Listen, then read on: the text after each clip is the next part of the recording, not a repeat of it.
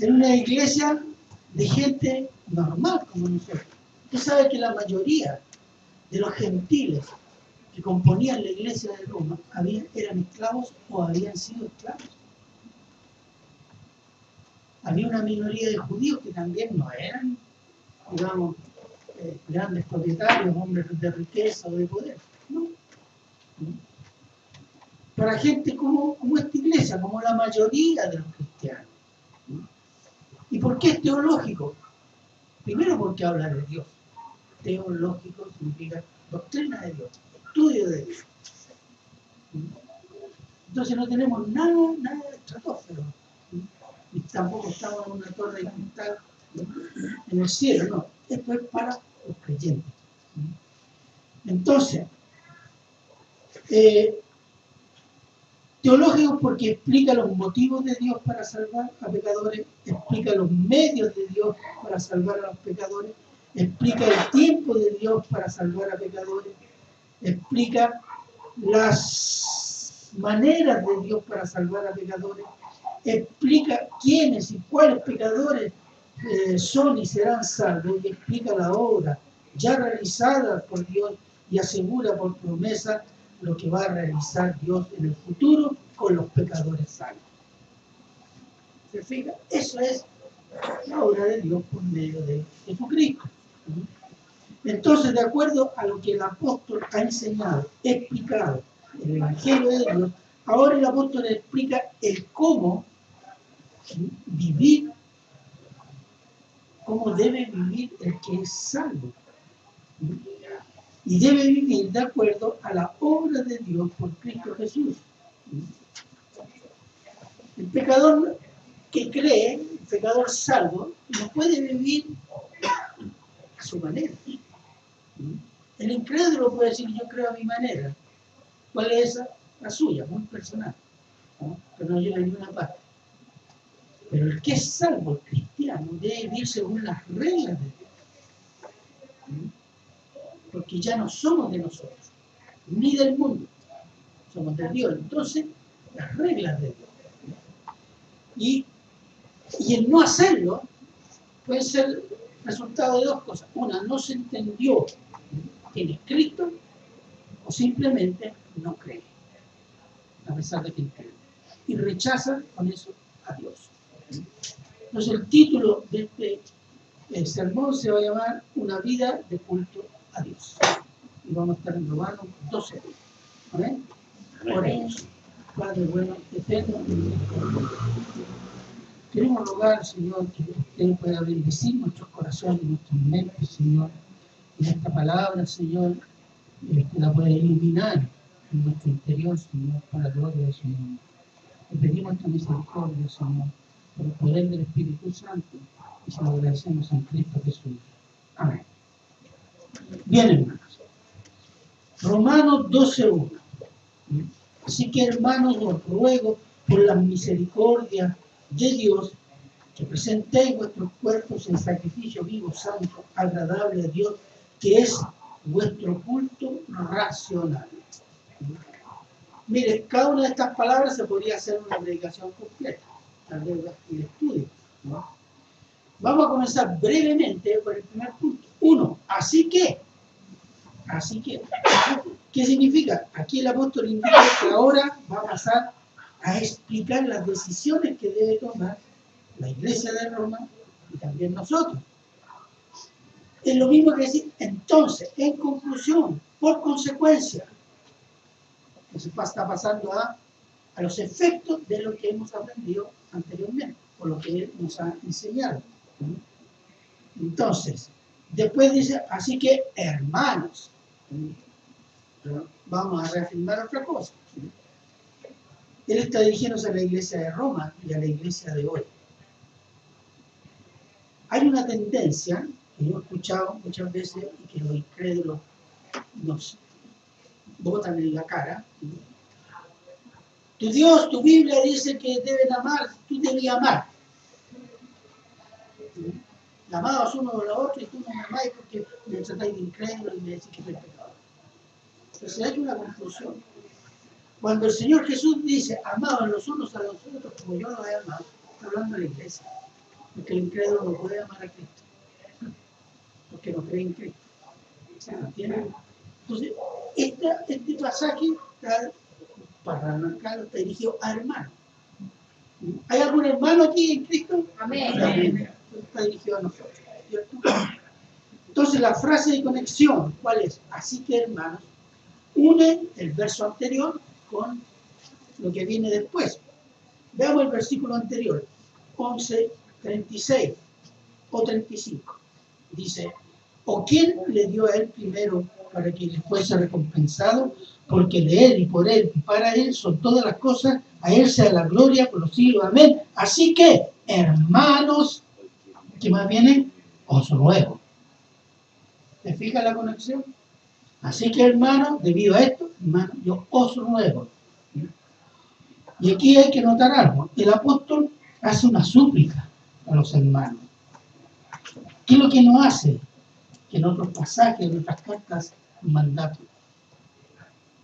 Hermanos, por tanto, ustedes tienen que hacer esto. No hay un mandato inexorable, categórico, imperativo. No, hay un ruego. ¿Por qué hay un ruego? Porque no es que sea optativo, ojo. No es que está diciendo, os ruego, hermanos, si a ustedes les parece bien. No. Lo que está diciendo es que la intención del apóstol es que la súplica tiene el peso autoritativo de las misericordias de Dios. ¿Entienden? Si ustedes han entendido las misericordias de Dios, en los 11 capítulos anteriores, yo les ruego que vivan de esta manera. Entonces, ¿la autoridad dónde está? La obra de Dios, las misericordias de Dios. Entonces dice, punto 4, así que hermanos, os ruego por la misericordia de Dios. ¿Cuál es misericordia de Dios? Ya dijimos, las que están explicadas en los 11 capítulos anteriores. Pero vamos a un paréntesis, que a veces hablamos mucho de misericordia. Tener misericordia, Dios tiene misericordia por Cristo Jesús. ¿Qué es lo que es misericordia? ¿Alguien puede decir qué idea tiene de misericordia? ¿No hay? Equivocarse no es pecado, hermano. Compasión. Compasión, perfecto. Eso es. ¿Ah? Amor también, empatía. Entonces, es correcto, es compadecerse. Tener misericordia es compadecerse. Y compadecerse es compartir las miserias del otro, sentir pena o lástima por la desgracia del otro. Empatizar en la desgracia, como se usa mucho esa palabra hoy día. No esa es la idea. Se ponen en el zapato de los otros cuando están sufriendo. Y trata de ayudar, consolar, etc. En fin. Pero eso es ser misericordioso. Entonces, la misericordia de Dios, ¿cuál es? ¿Cuál es la compasión de Dios? Que Dios siente por nuestras miserias. ¿Sí? ¿Cuál fue la compasión de Dios? Que mandó a su Hijo, Dios Todopoderoso, a vivir a la tierra, a hacerse hombre, compartir las debilidades, miserias humanas, padecimientos, necesidades, límites humanos en un cuerpo de hombre, pero sin pecado. Esa es la misericordia de Dios. Se compadeció y para poder salvarnos, ¿qué es lo que hace? Él envía a su Hijo como hombre. Y Cristo vivió como hombre. Tuvo hambre, tuvo sueño, retó a los apóstoles, se rió también, ironizó, le dio pena, sufrió dolores, se cansó. Entonces él sabe cómo es que sufren los hombres, los seres humanos en la tierra. Él vino a compartir eso. Veamos Filipenses 5:8, por favor.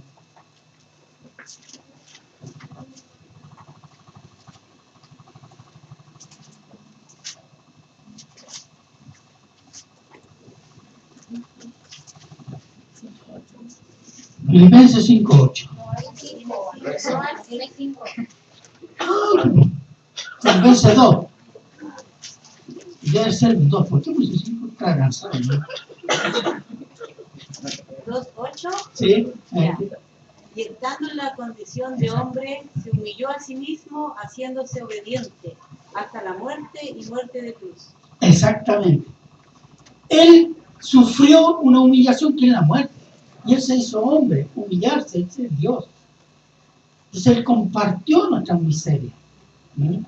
Eso se llama misericordia. ¿Sí? El propósito de Dios al hacerse hombre era cargar sobre sí mismo el pecado humano y con su muerte pagar la maldición del pecado que el hombre no puede sacarse de encima, es impotente. Dios castigó con la muerte de Cristo nuestros pecados para que todo pecador que confíe en Cristo sea perdonado y salvado de la condenación eterna para la gloria de Dios. ¿Hay un Dios más misericordioso que nuestro Dios? No, imposible, ¿cierto? La miseria humana, ¿cuál es la miseria humana? El pecado. Y el pecado en nosotros nos hace débiles físicamente, destinados a morir, un cuerpo destinado a morir, moralmente caído, con una mente ciega para conocer a Dios, una voluntad rebelde a Dios, amador de los deseos carnales del ego, espiritualmente muertos e impotentes para salir de esa condición miserable. Así que el apóstol ruega a los hermanos por las misericordias de Dios. Esas misericordias de Dios son dadas por Cristo Jesús en Cristo, por Cristo Jesús, y en Cristo es el Evangelio de Dios. Eso es. Y están descritas en los 11 capítulos. Ahí están, descritas, explicadas, detalladas, los beneficios y el futuro de esa obra en nosotros. Hoy y mañana. Hoy y en la eternidad. Romanos 3, 22 al 26.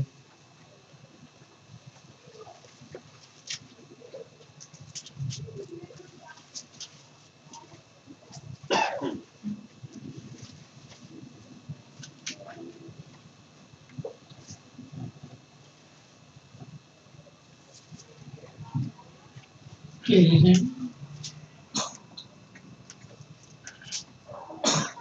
Romanos 3, 22 al 26. Amén. La justicia de Dios por medio de la fe en Jesucristo para todos los que creen en Él, porque no hay diferencia, por cuanto todos pecaron están destituidos de la gloria de Dios, siendo justificados gratuitamente por su gracia mediante la redención que es en Cristo Jesús, a quien Dios puso como propiciación por medio de la fe en su sangre, para manifestar su justicia a causa de haber pasado por alto en su paciencia los pecados pasados, con la mira de manifestar en este tiempo su justicia, a fin de que Él sea el justo y el que justifica al que es de la fe de Jesús. Exactamente. ¿Cómo somos salvados, redimidos? ¿Debemos pagar algo? No, gratuitamente para nosotros, porque el pago lo hizo Dios mismo. De modo que, y ahí mismo, por favor, hermano, el versículo 20. Ya que por las obras de la ley ningún ser humano será justificado delante de Él, porque por medio de la ley es el conocimiento del pecado. Ahí va, gracias. ¿Se fijan? No solo la obra, cualquier obra nos sirve para salvar. Es inútil. No es que usted tiene que hacer obras para ser santo, no. La única obra que nos pide, dice el Señor, cree, confía, sométete. Esa es la obra que debemos hacer. ¿Para qué? Para ser justificados, salvados, santificados, glorificados. Porque ese es el plan de Dios. Pero porque ello fue necesario, porque no hay justo ni aún uno.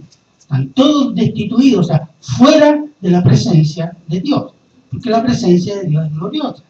Así que estamos todos fuera de la gloria de Dios, sin Cristo. En Cristo entramos a la presencia y a la gloria de Dios.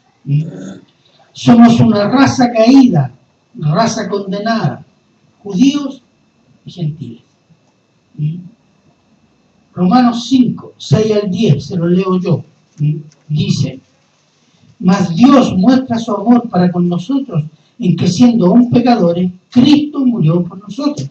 Pues mucho más, estando ya justificados en su sangre, cuando dice su sangre, en su muerte, por él seremos salvos de la ira, que es el juicio, juicio venidero, que es la ira de Dios. Porque siendo enemigos, incrédulos, fuimos reconciliados con Dios por la muerte de su Hijo, mucho más estando reconciliados seremos salvos por su vida. Cristo resucitó, vive. Si por muerte nos salva del pecado, por su vida nos dará mucho más que la vida eterna, la gloriosa presencia del Señor. Dios nos da vida por amor, y ese amor es Cristo, y en Cristo morimos al pecado, y muriendo al dominio del pecado, podemos vivir ¿para quién?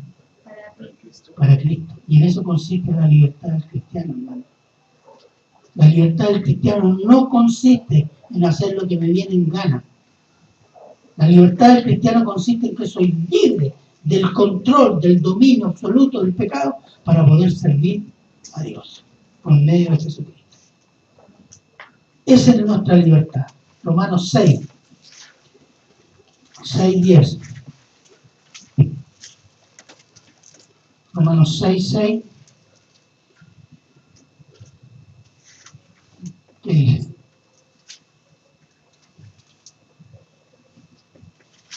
Por cuanto... Romanos 6, al 6. Sabiendo esto, que nuestro viejo hombre fue crucificado juntamente con él, para que el cuerpo del pecado sea destruido o neutralizado, también podría ser una buena traducción, a fin de que no sirvamos más al pecado, porque el que ha muerto ha sido justificado del pecado. Y si morimos con Cristo, creemos que también viviremos con él, sabiendo que Cristo, habiendo resucitado de los muertos, ya no muere, porque en cuanto murió el pecado, murió una vez por todas, mas en cuanto vive, para Dios vive. Entonces, nosotros, ¿qué tenemos que decir? Amén nomás. Si Él vive, nosotros también vivimos. Si por su muerte murió nuestro pecado, por su resurrección viviremos eternamente. Porque Él vive para siempre. Amén. Por muerte y por vida, tenemos la salvación de nuestra condenación, de la condenación del pecado. 5. ¿Cuál es el ruego? Cuando dice, volvamos a Romanos 12, 1. Así que, hermanos, ruego que por las misericordias de Dios, todo lo que hemos sucintamente descrito y que está ampliamente explicado en los 11 capítulos de esta carta, ¿cuál es el ruego? Que presentéis vuestros cuerpos en sacrificio vivo, santo, agradable a Dios. Y aquí hay un tema, hermanos, el cuerpo. Ustedes saben que la percepción de que en nuestro cuerpo hay pecado es del incrédulo también. Por ejemplo, en la antigüedad había un filósofo que decía que para dominar la maldad del cuerpo había que azotarlo. Y hacían ayuno, castigaban el cuerpo. Y eso fue tomado por la Iglesia Católica. Entonces decía mortificar el cuerpo.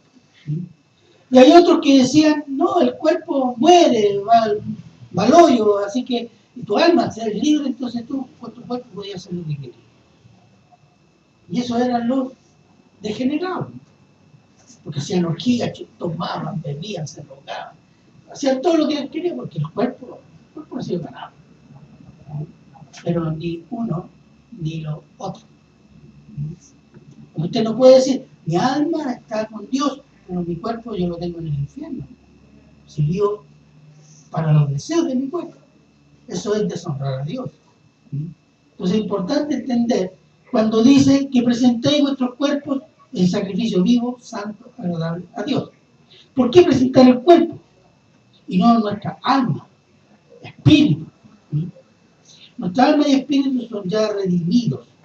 Es allí donde reside el hombre nuevo. el nuevo hombre que dice en varios pasajes de Efesios, aquí mismo.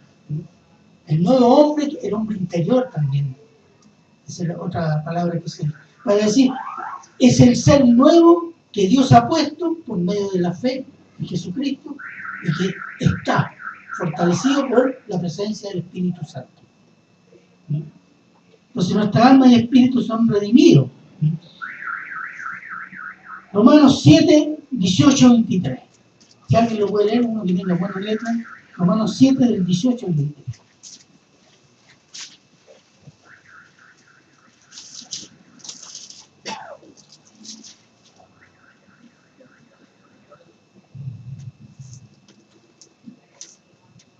¿Qué dice? ¿Quién va a ser valiente? De manera que ya no soy yo quien hacer aquello, sino el pecado que mora en mí. Y yo sé que en mí, esto es, en mi carne no mora el bien, porque el quiere el bien está en mí, pero no es hacerlo. Porque no hago el bien que quiero, sino el mal que yo no quiero, eso hago. Y si hago lo que no quiero, ya no lo hago yo, sino el pecado que mora en mí. Así que, queriendo yo hacer el bien, hallo esta ley, que el mal está en mí. Porque según el hombre interior, me deleito en la ley de Dios, pero veo otra ley en mis miembros, que se revela contra la ley de mi mente, y que me dirá cautivo a la ley del pecado que está en mis miembros. Amén. Se fijan, hermanos, aquí el apóstol Pablo está describiendo la lucha interior del cristiano. Muchos dicen de que ese era el apóstol Pablo cuando antes de ser cristiano y era fariseo. No. La conciencia de pecado, el ser consciente de cuán pecaminosos somos, es cuando somos cristianos. Cuando somos incrédulos, nos reímos del pecado. Somos todos así. ¿Cierto? Pero cuando somos cristianos nos damos cuenta, cuando nos confrontamos con la palabra de Dios, sabemos y nos damos cuenta cuán pecaminosos somos. Y esa es una toma de conciencia del creyente, hermano, no es del incrédulo. Entonces el apóstol Pablo está diciendo, yo quiero hacer el bien, pero encuentro un principio, un principio ¿dónde? En mi miembro, en mi cuerpo, que me sujeta, que no quiere que lo haga. Y a veces hago lo que no quiero y no hago aquello que quiero. El hombre interior es sujetado a veces por el pecado que hay en nosotros, que todavía hay en nosotros. Romanos 7, 24, 25. ¿Cuál es la solución? Que dice el apóstol. Miserable de mí, ¿quién me librará de este cuerpo de muerte? Este cuerpo que tenemos es cuerpo de muerte. Gracias doy a Dios por Jesucristo, Señor nuestro. Así que yo mismo, con la mente sirvo a la ley de Dios, más con la carne a la ley del pecado, al principio del pecado. Bueno, ¿cuál es la solución? Cristo. Cristo. Para este tiempo, yo tengo que luchar con mi pecado interior. Someterme a Cristo y a su palabra. Y después de la muerte, ya no tengo más este cuerpo, estoy libre. ¿Y qué espero?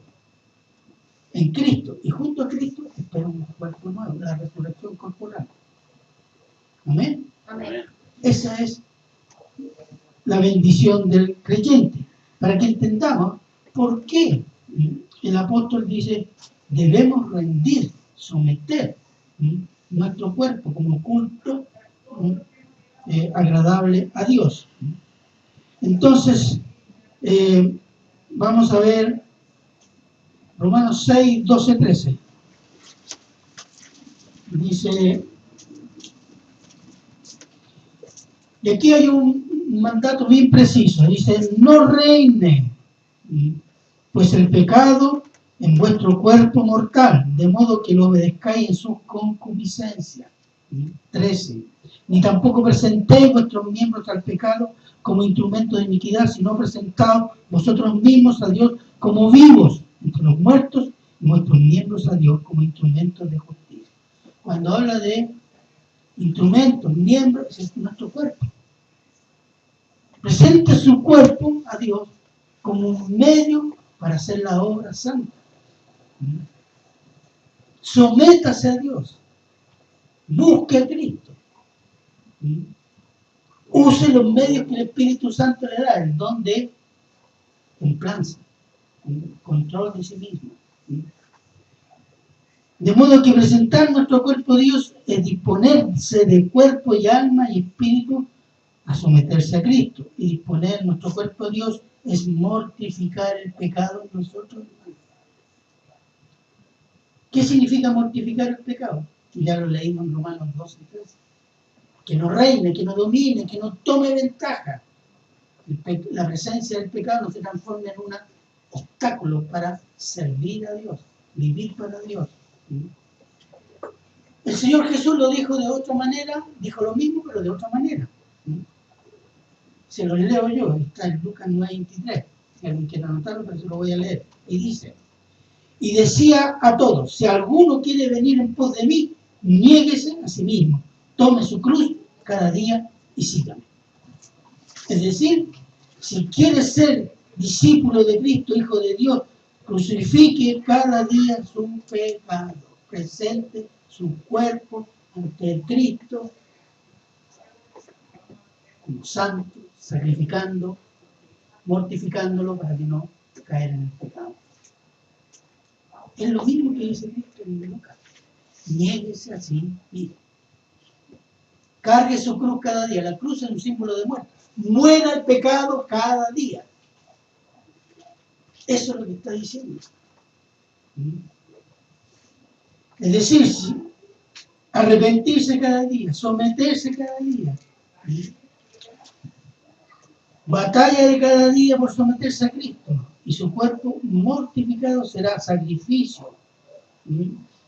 Sacrificio que honra a Dios y reconoce la santidad de Dios y de nuestra necesidad de depender de la gracia de Dios por Cristo Jesús en cada momento del día, de cada día. Nosotros a veces tomamos decisiones por cuenta nuestra, hermano. Y después le echamos la culpa a Dios.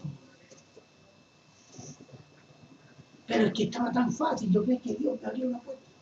¿Oró? ¿Cuánto tiempo oró? No, porque estaba bueno. Dios no me dijo nada, ay Dios, no sé, no entiendo a Dios. No, hermano, ore a Dios seriamente. Dispóngase de cuerpo, alma y espíritu a Dios para recibir respuesta. Porque a veces confundimos nuestros deseos con la voz de Dios. Entonces, mortifique la carne, porque la carne le va a llevar a pensar que sus deseos, aunque contradigan a Dios, son de Dios. Entonces, y eso nosotros tenemos que tener entonces una vida de dependencia de la gracia de Dios. Por ello somos sacrificio vivo, porque tenemos el Espíritu Santo. Estamos vivos, ¿no? ¿Amén? Amén. Tenemos el Espíritu Santo para someter nuestro cuerpo vivo. Nuestro cuerpo está muerto espiritualmente, pero físicamente está vivo, ¿cierto? Vivo. Un cuerpo físicamente, pero está lleno de los deseos del viejo hombre y tenemos que imponerle por el sometimiento a Cristo los deseos del nuevo hombre. No es un sacrificio de animales que representan o simbolizan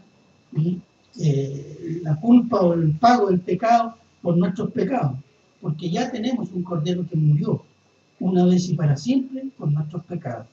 Y en él y por él somos un sacrificio vivo que agrada a Dios. Y un sacrificio constante en la vida terrenal. ¿Se entendió el rol del cuerpo? Amén. Punto 6. ¿Qué es nuestro culto racional? ¿Qué es culto racional? Vivir para Dios en Cristo. Es el llamado del cristiano y venir amando, obedeciendo a Cristo, agradando a Dios, mortificar el pecado en nosotros. Es una vida de culto a Dios. El culto no es solo el domingo. ¿Culto qué significa? Sometimiento, reverencia, respeto, adoración, alabanza, admiración. El apóstol no está hablando del culto dominical, sino de rendir culto a Dios con nuestra manera de vivir como hijos de Dios en el mundo condenado de donde nos sacó el Señor. En nuestro culto racional, lógico, era la palabra, o verdadero. Ese es el verdadero culto. Vivir para Dios cada hora del día, cada día de esta vida, hasta que el Señor no nos llame. Amén. Eso es lo que se llama un culto lógico, verdadero, racional. Entonces, y es lógico que así sea, ¿no? ¿Por qué? Por la inmensidad de las misericordias, de Dios, por los poderosos medios que Él ha puesto a nuestro alcance, por la irreversibilidad de su obra en los hijos de Dios, porque no nos ha dado y prometido salvación para vida eterna, amor incondicional, vida eterna en su gloria, cosas que no merecíamos, ni ganamos y ni siquiera deseábamos en nuestra incredulidad. Pero en la abundancia de su gracia y generosidad nos ha hecho sus hijos por Cristo, de enemigos de Dios a hijos amados del Creador. Y somos de Cristo cuando confiamos nuestra vida a Él. Y esto es para siempre, hermano. Cuando usted decidió, fue llevado a Cristo y confiar a Cristo, es para siempre. Cuando usted tiene un hijo, ese hijo es para siempre, ¿no? Aunque se porte mal, sigue siendo su hijo, ¿no? Pero va a corregir a su hijo, ¿cierto? A Dios lo mismo. Va a corregir. ¿Para qué? Para que seamos santos. Su corrección es para santidad. Entonces, por tanto, es ilógico decirse cristiano, conozco a Dios, amo a Dios, pero vive según los propios deseos pecaminosos anidados en su cuerpo, que dominan su conducta. Esto nosotros tenemos que tomar acto, hermano. Su actitud, no aquí en la iglesia, porque aquí un rato somos todos santos. Su vida cristiana en su intimidad con su familia.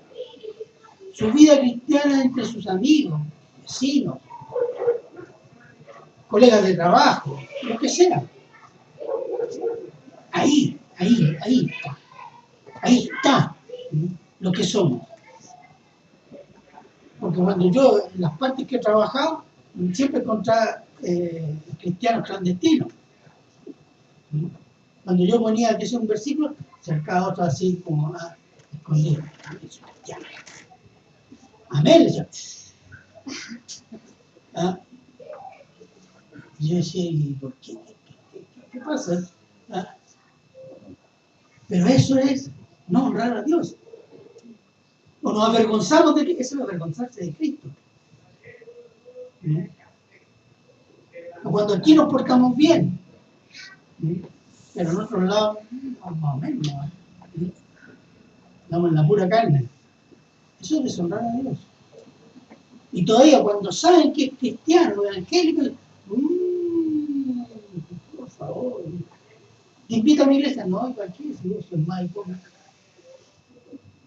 Nosotros mismos hemos mal testimoniado, hermano, de Cristo. Y hemos hecho que el mundo incrédulo blasfeme a Cristo con nuestro testimonio. Y digo nuestro como iglesia evangélica en general, no cada uno en particular, eso lo ve cada uno. Pero en los últimos años en la iglesia hemos tenido ejemplos de pastores, de líderes internacionales que parecía que arrasaban con su santidad y todo el mundo. Y terminaron como pecados, pero y todo el mundo riéndose de quién, de la iglesia y de Cristo. En muchas partes. Pastores que se arrancan con la secretaria de aquella mujer. pastores que se van con la plata. Pastores que tienen 4x4 y se cambian de barrio, de la Pintana a la DS. Y los hermanos siguen viviendo en la Pintana. Es una vergüenza, eso es robo. Ese testimonio ha hecho blasfemar al mundo de Cristo. Y cuando decimos tenemos una vida de obediencia, una vida de culto a Dios, hermano, eso se trata. Y reconocer que la presencia del pecado todavía en nosotros, en el cuerpo, puede ser un tropiezo si nosotros nos descuidamos. ¿Cómo nos descuidamos? No leemos la Biblia, no oramos, no nos congregamos cuando tenemos tiempo, en fin, yo estoy bien. Y de repente cae, o anda en depresión. No, que estoy mal. ¿Por qué? Porque no está dependiendo del Señor. Porque no estamos dependiendo del Señor, los problemas se nos agrandan. Nosotros tenemos un Dios mucho más grande que cualquier problema. Porque Él resolvió nuestro problema del pecado, el más grande de todos. ¿Sí? Entonces, hermanos, una vida de culto a Dios significa eso. Una vida de obediencia a Dios. En todos los aspectos de la vida. Si tenemos un problema financiero, sabemos lo que dice Dios. ¿Por qué a veces tenemos un problema financiero? Tanto lo digo. Porque hacemos deudas que son más grandes de lo que ganamos o que no nos dejan, no nos sobra dinero ni para comer. ¿Qué hemos hecho? Le hemos dado rienda suelta a nuestra misión de tener cosas. Y como son a crédito, pues creemos que son gratis. No, si aquí una cuota de 5 lucas ya no se da cuenta cuando al final de mes tiene una cuota de 150.000 y gana 200.000 pesos. ¡Ay, que yo no sabía! ¡Ay! No se sabía. Pero se dejó llevar por... O le gusta el fútbol. ¿A mí me gusta el fútbol aquí? En Recoleta me habían cortado el fútbol, porque a todos les gusta el fútbol. ¿Ah? Gusta el fútbol, no, es que el partido fue justo a las 11, se partió tan bueno de la hora del culto, ay, no me puedo perder ese partido. ¿Qué es lo que hay en su corazón? No está Dios, está el fútbol. Y después nos quejamos que Dios no nos bendice. Ya, mire, ya es mucha la misericordia si Dios no nos castiga por eso, como debería ser. Aún así nos llaman y dicen, hijo, pero así va un hermano, manda un predicador, vuelve. Al final ya tiene que castigarlo para que entienda, ¿cierto? Eso es una vida de culto de Dios, hermano. Eso es lo que está diciendo el apóstol Pablo, y lo está diciendo que así debemos vivir en relación a ¿qué? A los 11 capítulos que explican el Evangelio de Jesucristo, por el cual somos salvos para vida eterna. Si usted lee los 11 capítulos, hay una descripción de la salvación, del Evangelio, de las promesas, los beneficios que todo cristiano debería conocer, amar y dar gracias al Señor. Porque yo escuché hermanos una vez que dicen, no, hermanos, mucha teología. Pero es teología para nosotros. No es para las universidades.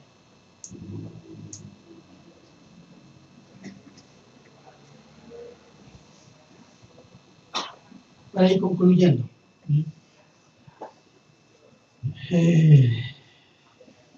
Entonces, entender cabalmente las misericordias de Dios y amar a Cristo con toda nuestra alma, hasta quebrantar nuestro duro corazón, nos hace aptos para que nuestra vida sea un culto a Dios para la gloria de Dios y su Hijo Jesucristo. Concluyo. Pero así como debemos presentar nuestro cuerpo a Dios, somos llamados a presentar nuestra mente. No somos llamados a no presentar. Perdón, me equivoqué. Está mal redactado. Dice, pero así como debemos presentar nuestro cuerpo a Dios, somos llamados a no presentar nuestra mente, sino a renovarla renovación de nuestro entendimiento. Y eso lo veremos la próxima vez. ¿Por qué? Repase Romanos 1. Repase. Léalo y medítelo. Que hay que entender las bendiciones que tenemos por Cristo Jesús. Absorbe, ¿cómo es ese libro? Y va a ver que lo grandioso que es nuestro Señor. Lo misericordioso. Porque su misericordia es realmente inexplicable. Porque eso no lo haríamos nosotros. Ni el hombre más bueno. Pero Él sí lo hizo. Para su gloria. Así que, oremos. Padre eterno y misericordioso, Señor. Dale las gracias, Señor. Siempre doy las gracias por este libro.